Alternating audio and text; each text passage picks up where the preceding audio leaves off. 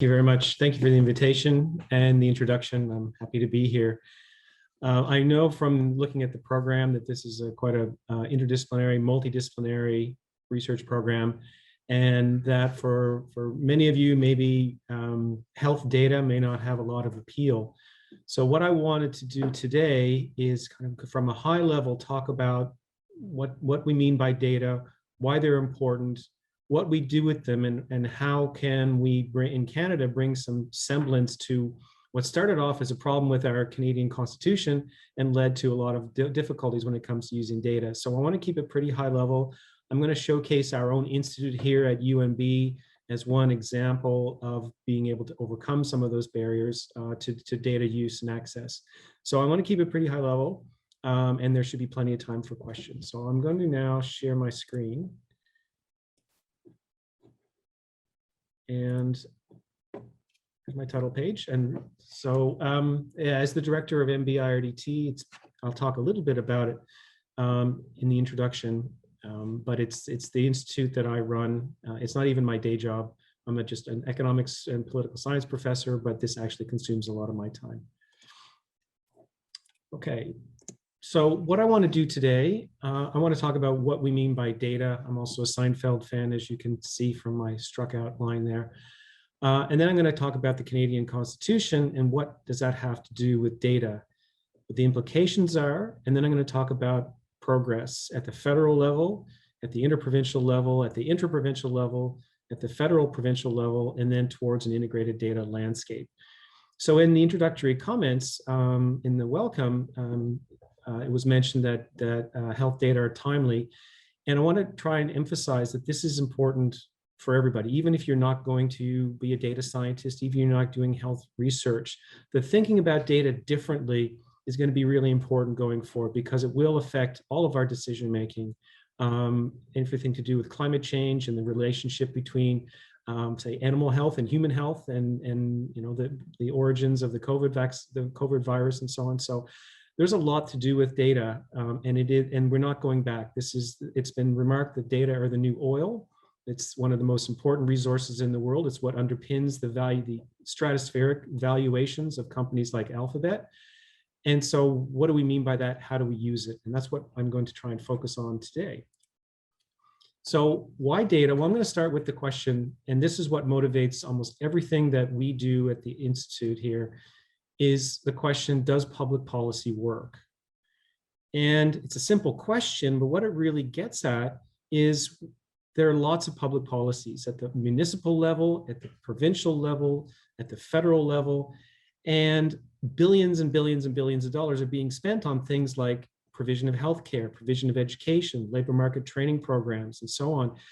But does that work? If our intention, say, is to alleviate poverty or to help people transition out of a continuing cycle of poverty and low income and the social costs that go along with it, we put a policy in place, does it work? So that is a simple question with a very difficult and complicated answer. But at the base of answering that question, the foundation for answering that question is data. And what we need to do, and data is necessary but not sufficient, data we need to transform into information. That's where research comes in. And then we need to transform that into knowledge. That's where knowledge translation comes in, being able to communicate your work, your academic work, into something that's understandable by decision makers, whatever field they're in. And then to have a kind of a virtuous cycle where that knowledge gets communicated to policymakers. They revise their policies based on that evidence, and then they update their policies. So that's where it turns into wisdom at the decision making. And so that at the foundation for answering that question, does public policy work, is data. So what are data? Well, I'm going to talk mostly about what we call administrative data. And these are person level data that are routinely collected through provision of government services. So in New Brunswick, when you go to the emergency department, you see your family doctor, you get a prescription filled. If you have got children, you enroll them in school. When you sign up and you enroll in university, if you happen to go to court, or registering your motor vehicle, buying a house, getting a COVID vaccination, being COVID tested, these are all what we call administrative data. And if you're receiving a service then there is information being collected on you. And this data, and because it's administrative data, it covers the entire population. It's based on the whole population. So we're not doing surveys or phone samples or anything like that. This is the population. And these data are fundamentally important for understanding whether our policy works, whether policy and practice around healthcare, environmental policy, or anything else, whether it works or not. And if it's person level, and I'm focusing very specifically for this talk on person level data. So not commercial data, not animal health data, not specifically environmental data, but data on you, that because it is sensitive information, your health records, your education records, your justice records, these are highly regulated. The collection and use are highly regulated.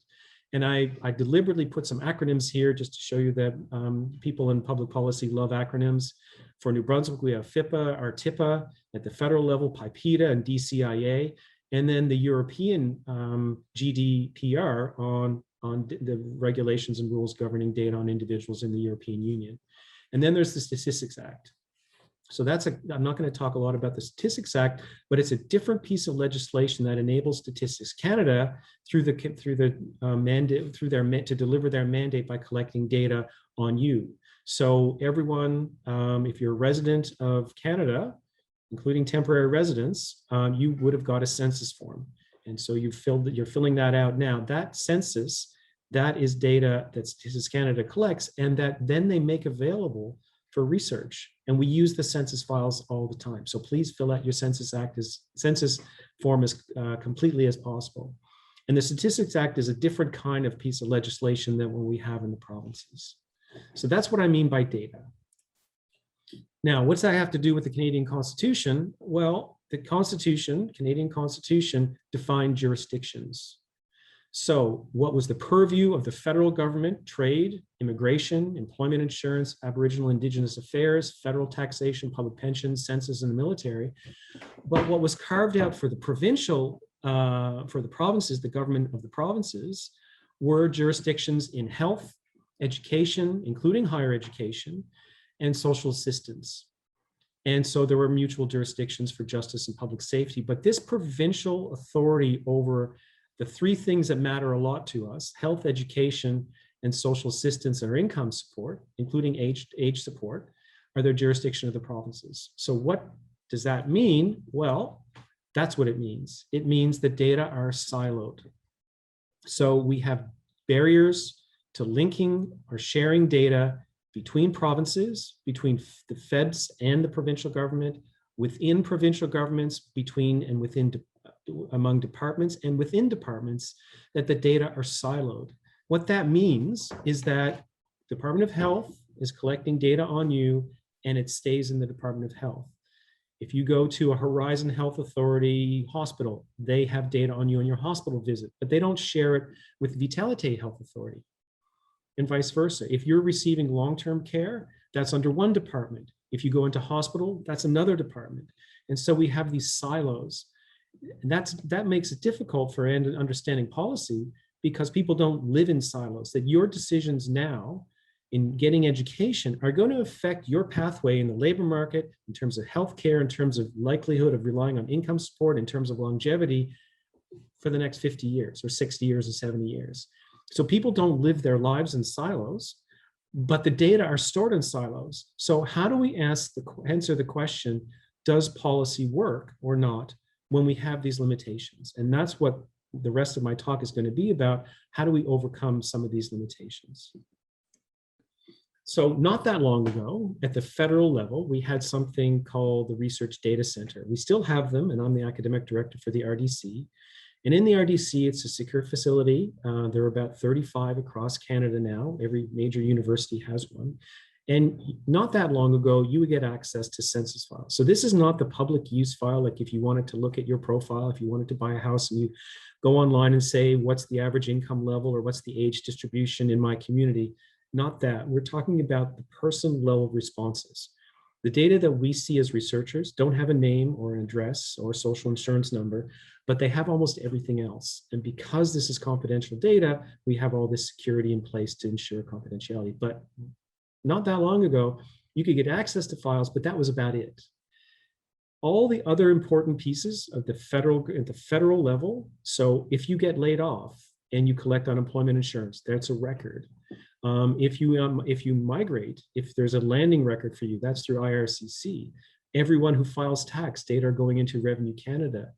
That all that information, the only way to access it for understanding what works, so like, and you can think about things like poverty reduction, is that you had to know somebody. And I had a colleague from university, from Laval, who had a suitcase. He had a briefcase, and he said, I've got Quebec's tax records here linked to employment insurance, and they've given it to me on a laptop because they trust me, and I'm the person who's going to do the work. So it was a kind of a wild west of who you knew, and this was not conducive to better understanding what policy, how policy works. But there was progress, and this was because of the Statistics Act, that Statistics Canada, through these RDCs, started to accumulate more data. So they brought the federal data into Statistics Canada. They brought the Cancer Registry and Vital Statistics in. They brought business data in, and these are all accessible to researchers. And some of you on the call, on the meeting here, may actually be users of our Statistics Canada RDC. So at the federal level, because of the Statistics Act, they were able to start linking data. So linking the Cancer Registry to the census information, to tax information. So the census, and there's a lot of talk about vulnerable populations and minority experiences and EDI principles. And one of the challenges in looking at work on possibly vulnerable populations is identifying who they are. And the census is one of the only sources of information on, and Statistics Canada uses various words: race, visible minority status, ethnicity, also language preference, Indigenous status, that the census is this valuable source of information because of that, and other reasons as well. So there's been some progress at the federal level, but this is only federal data. And you notice that things to do with your education, your healthcare, your income support remain the purview of the provinces. And the provincial data lens is a lot more complicated. We have 10 provinces and 3 territories. Each of them has something like my institute. So we're down there in the corner, MBIRDT. The Pop Data in BC, ICES in Ontario, Health Data in Nova Scotia. And so what we have is this fractured system where every province has something like this, but they only have their own health data. There's no sharing of data between provinces. So you may know someone, you may have family that have received health services in Nova Scotia or Quebec. PEI sends all of their patients who need heart surgery to either New Brunswick or Nova Scotia. So people live their lives interprovincially, but there's no interprovincial data sharing. And that's where we are currently in terms of access to provincial data. What do these all have in common? Well, they all have health records, hospital records, physician billing, drug data. So we have in our provincial data center, we don't see your name or address or anything like that, but we have, and we can connect, when you visited a physician, did it result in a hospital visit? What was the hospital visit for? Did it result in a prescription? What was the prescription for? So, and one of the things that and I'll talk more about the work that we're doing later on, but what's coming into the news a lot is what's called COVID long haulers, or long-term COVID, the long-term effects of COVID. And this is where you need this kind of data. Some are consistently defined across provinces. Many have clinical data. There's no sharing between provinces. Some have education data, and none has income tax data. So this is one of the big gaps in the provincial data landscape, is the labor market. And so, but we're making progress there too, and I'll talk a bit more about that later. But income tax data, it might surprise you to know, when you complete your census form, that Statistics Canada will take your census record and it will link it to your income tax record. And it will make those files available to researchers. So most people may not be aware of that. It happens. It was sort of an optional opt-in 2 censuses ago. Last census, it was automatic. This census, it's automatic. And the Statistics Act is what allows them to do that. So progress at the provincial level, well, we've got something called the SPORE Canadian Data Platform. SPORE stands for Strategy for Patient-Oriented Research. It's a CIHR, Canadian Institutes of Health Research, funded program that's brought about $20 million into New Brunswick over the last 7 years. And I'm the New Brunswick lead for that. And part of the SPORE Canadian data platform is to try and make sense of this mess. Because you can imagine it's not just data in silos, but we have 13 different health systems. Each system has its own IT system. Each system has its own variable definitions. Each system is collecting things differently. How do you possibly make sense of that? And that's where HDRN, Health Data Research Network Canada, comes in.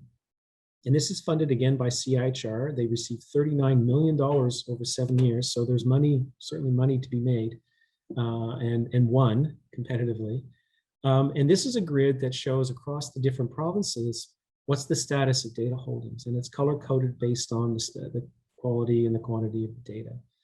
And so what we're doing with HDRN is just trying to make sense of this, because if you're a quantitative researcher and you want to look at what keeps people from ending up in hospital because they're not managing their blood sugar, or they've got COPD because they smoked for 20 years and they want to keep them out of hospital, then to do work that's across provinces, we need to make sure we have the same definitions. If we're defining COPD differently, using administrative data, or diabetes differently, then we're not comparing like with like, and we will not get a scientifically rigorous answer. So we need to be able to compare across provinces. And so there's a lot of work underway saying, are we coding physician visits the same way? When you see your physician for, say, mental health, if you've got mental health issues or emotional health issues, are we being prescribed medication? Are we measuring that the same way?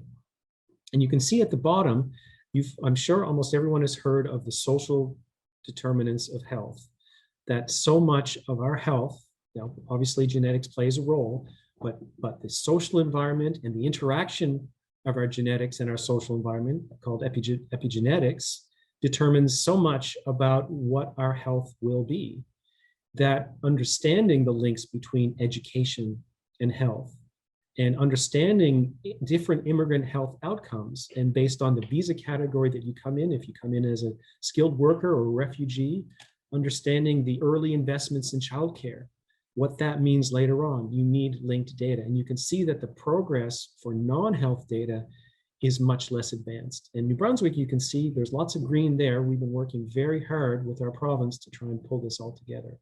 And again, I just want to emphasize, when I talk about linked data, I mean at the person level.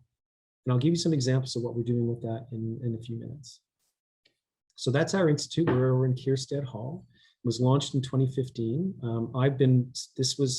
I started working on this, setting this up with our provincial government partners in 2010. So I've been at this 11 years now. And we have dedicated access sites in St. John and Moncton, and we also anchor the Maritime Sports Program. So what we do, and you can see data is at the center, that this is really all about data. So we collect data, we receive it from our provincial partners, we make them available to researchers. So it's access and availability.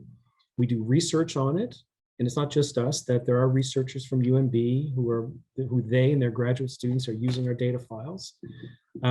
We do evaluation, program evaluation. We do lots of training. So some of you may have seen advertisements for a Pathways to Profession program. I'm going to plug that right at the end. And knowledge translation, that you can do the greatest work, the greatest research in the world, but if it's not prepared in a way that is understandable to decision makers, it's not going to have any effect. And ultimately, what we are doing here, this is what we call applied work. This is work that's aimed at public policy, supporting public policy. So we need to be able to translate that into something that's understandable. And I've been told, and I've heard a few times, that for a minister or a deputy minister of a provincial government to be able to understand it, it has to be kind of written at a grade 8 level. You cannot use technical language. You have to be very clear about what your question is. What question are you answering, and why is it relevant? Why does it matter? Why should we care?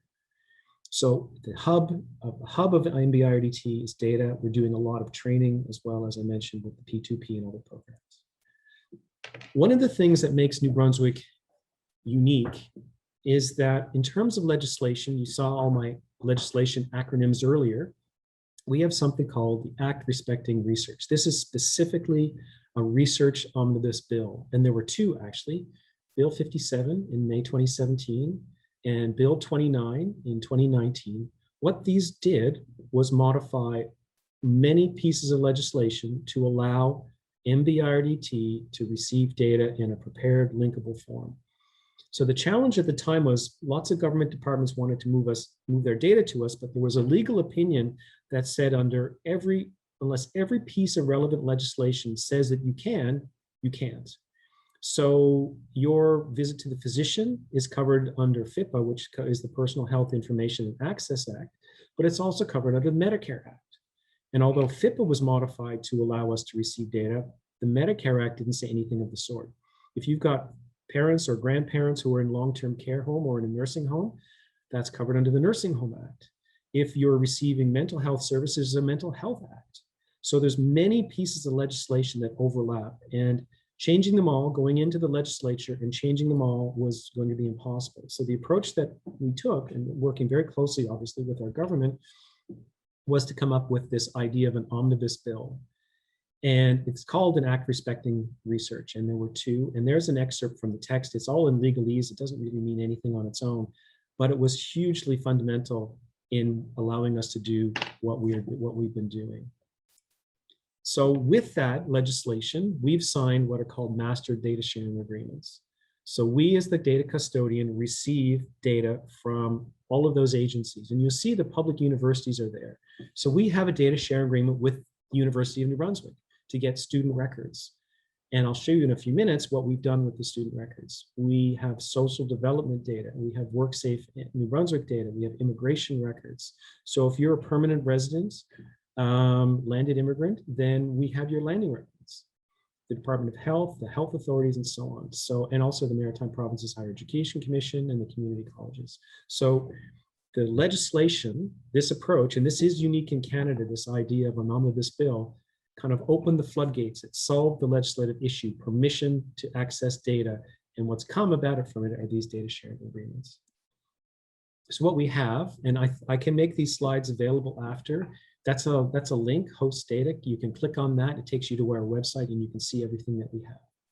63 data sets and counting, person level linkable data sets. And some of you do environmental work. We have data from Canoe, which is air quality, water quality, built environment, travel times, a whole bunch of other information from satellites and everywhere else, which can be linked to a person's health records because we know to the 6-digit postal code where you live.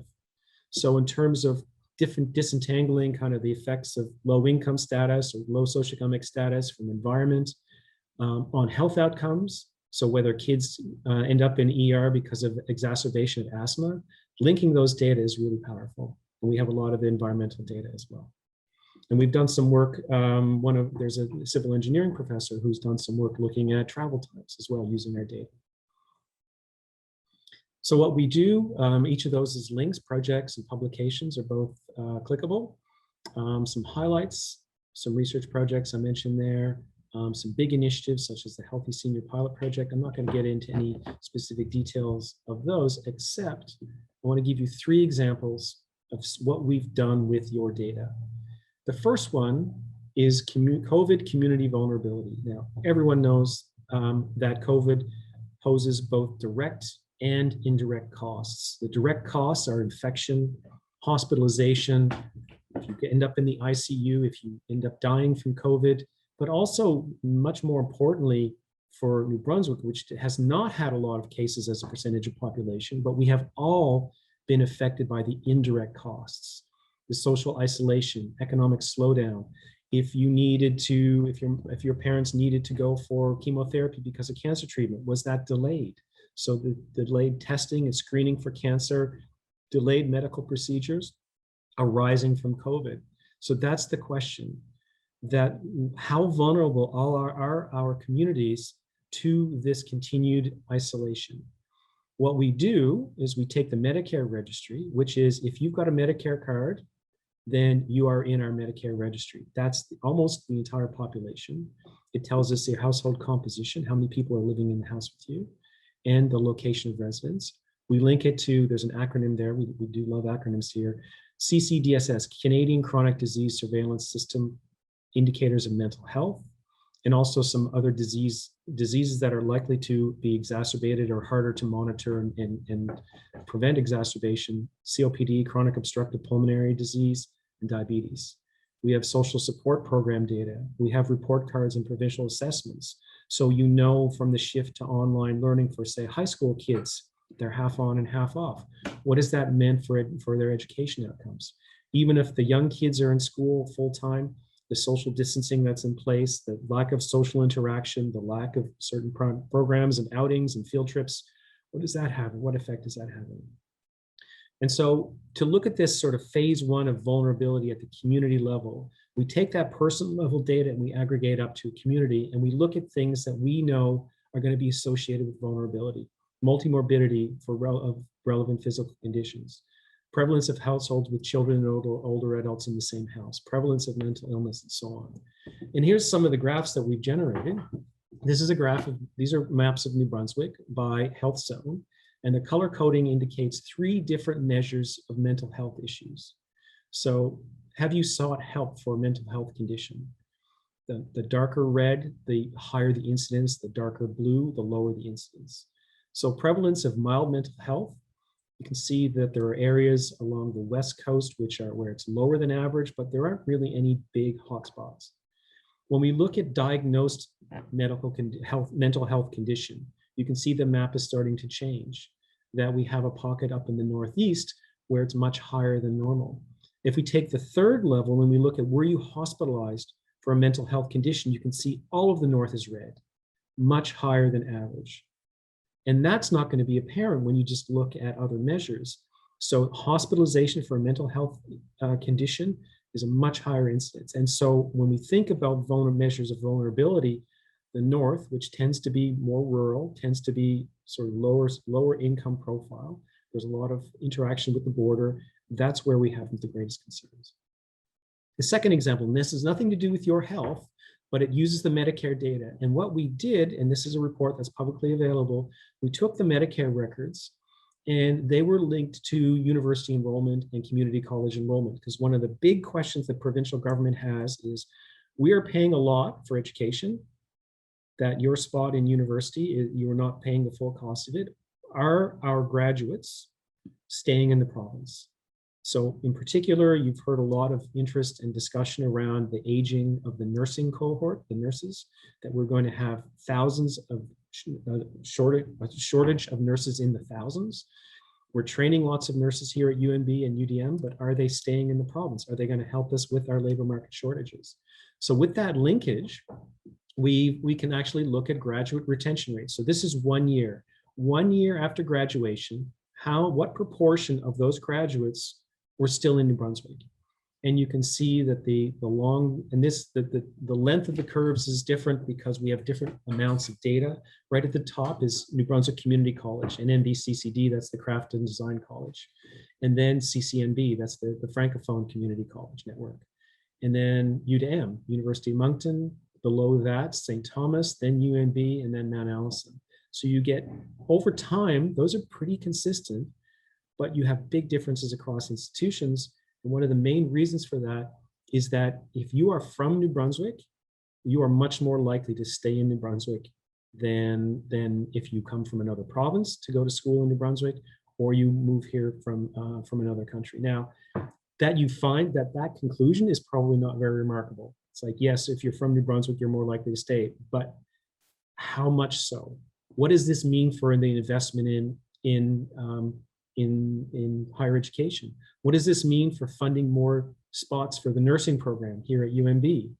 What makes a person more likely to stay? So it allows us to quantify those effects. The third one, and this is an evaluation, and again, it's nothing to do directly with health, is an evaluation, a program evaluation of the New Brunswick Early Learning Center. So what they're doing is, for low-income families, they're subsidizing daycare costs for kids to enroll in regulated early learning centers. And what we're going to do is we're doing this now, we're linking 8 different person-level data sets to say, this investment in allowing parents and low-income families to put their kids in pre-kinder daycare What does this mean for the parents? With kids in daycare, they can go to university maybe when they couldn't before. They can enroll in community college. They can do better in the labor market. It also means, the early childhood investment. What is that? How is that paying off once the kids get to school? In education outcomes, in health outcomes, in emotional health outcomes, and so on. Now, so where are we at? What we've done at MBRDT is, you can see we're starting to connect the silos. That those silos of different data sets, we are connecting them.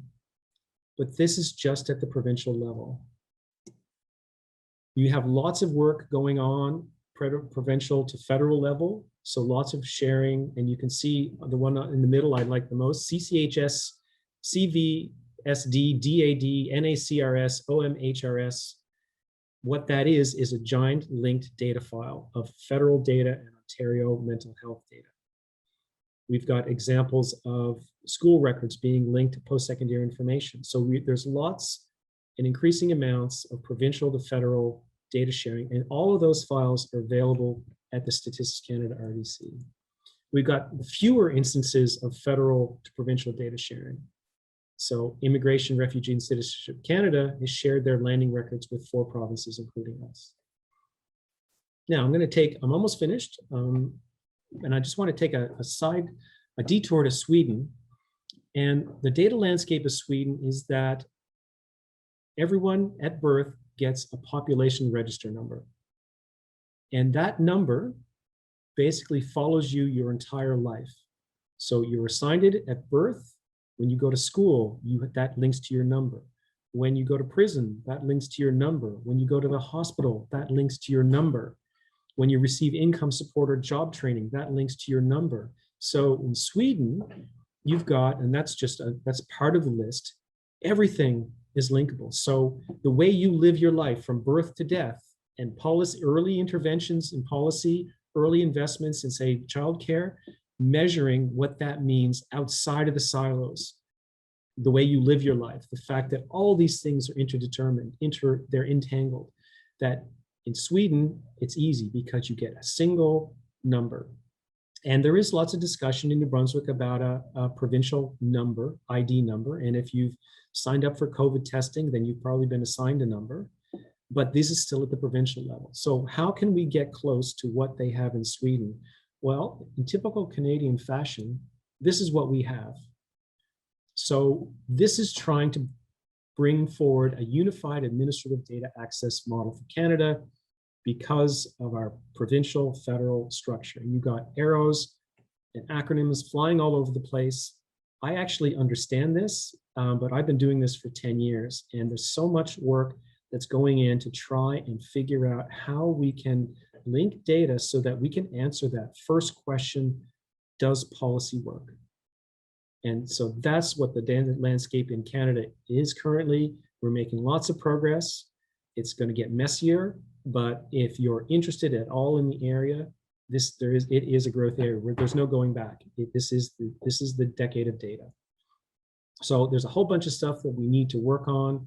Document the boring stuff, data documentation, data standards and metadata, enabling legislation, modernized data collection. So that's electronic health record, electronic medical record, AI, machine learning for administrative data. So there's tons of AI, machine learning on giant data sets, but much less applied to provincial administrative data because of the legislation and the confidentiality restrictions. How do we get those together? And then finally, a word from our sponsors. So this is a report from last year, Pathways to Professions. It was our experiential learning program. It's running again this year, only we've scaled it up from 6 students to 18 students. The program is closed, it's about to launch. It's experiential learning, a 13-week program of experiential learning for students. It's all broadly structured around data and research, but there's multiple pathways. If you're an undergrad and you're not graduating this year, this will run again next year. So please stay tuned for that. It's growing by leaps and bounds. The province is a big supporter of it because experiential learning is the latest buzzword for our province. And those are my contact details. Feel free to email me or follow up or visit our website. And I'm now going to